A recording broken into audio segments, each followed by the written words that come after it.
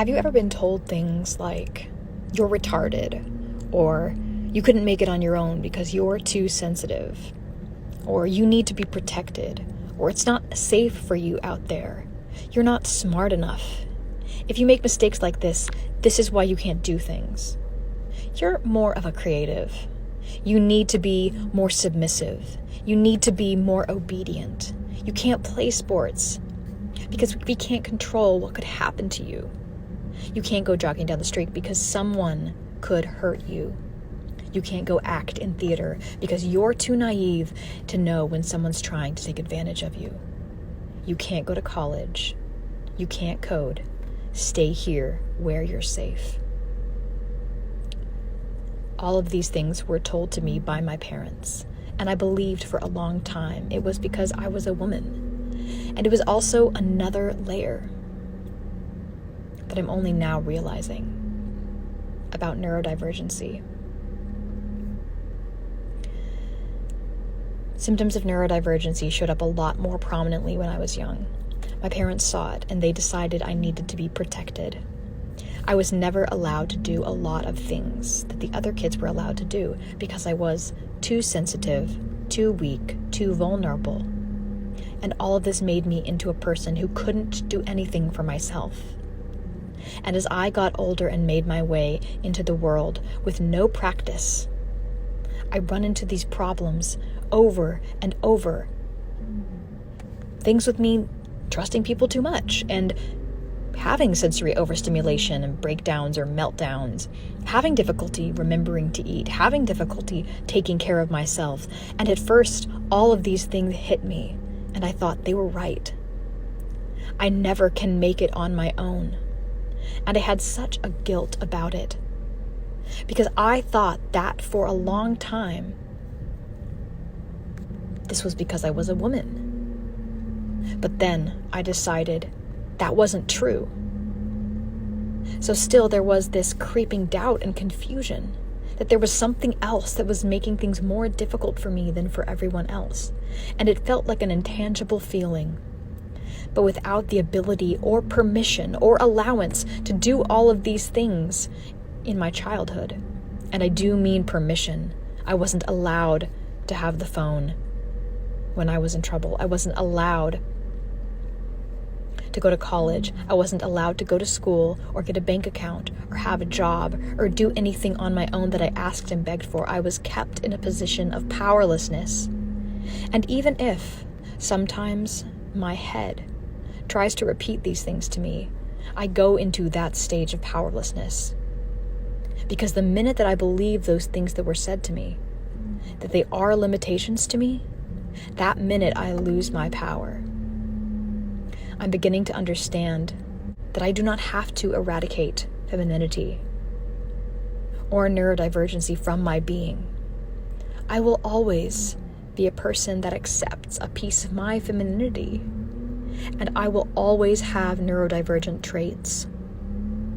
The question is, do I accept them and work with them, or do I see them as a failing and let them keep me, as they did in my childhood, from achieving the goals and the dreams and the rights that everyone else is capable of achieving? I'm really grateful for all of the advocacy that has been done around neurodivergency recently that helps me to feel empowered. But I will never stop fighting to go to college, to get my degree, to make a bunch of money, to own my own home, because then I will finally have a voice. Then and now, I will finally have power in the positions that I was put in before. They were safer physically, but they were unsafe because I had no voice. Any opinion or need that I had that wasn't my caregiver's, I wasn't allowed to have. I was in a prison, and nothing that I cared about or asked for mattered at the end of the day if it wasn't what my caregivers agreed with. So as an individual, if you are struggling with leaving a disempowered situation, with an abusive relationship, or just a narrative from the collective that told you you can't do these things, never stop fighting to do these things. To go to school, to get your degree, to have your own job, to do the things that give you agency. Because when you have power, you have a voice. And the people who cared for you might think that you've become a completely different person. They might say, where did all of these unique and different personality traits and things and passions come from? Where were they before? Well, when you had no power, you didn't get to say who you were, what you wanted. You didn't get to stand proudly and say, this is what I want. This is who I am. You need and deserve power. So please, use any of these things that have been said as motivation, not just for yourself, but for your brothers and sisters and siblings who have lived or are living in abusive or disempowering situations. Don't just think of it as, I'm empowering myself. Remember that you as an individual, gaining power in this world and gaining a voice and creating a better society for people like you, that when you gain power, when you gain your voice, you are able to speak from the first time in your life with authenticity, and you are not doing it just for yourself. This is creating a better world.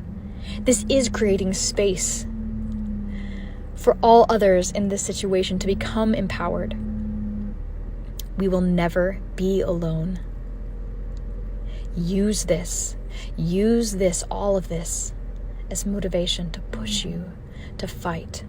Use this to push you to go the extra mile, that extra leap, to find and advocate for the things that you need to get your degree, to get a safe space at home. Advocate not just for you, for an empowered version of yourself that will be able to advocate for others. I love you, and I am with you. Solidarity.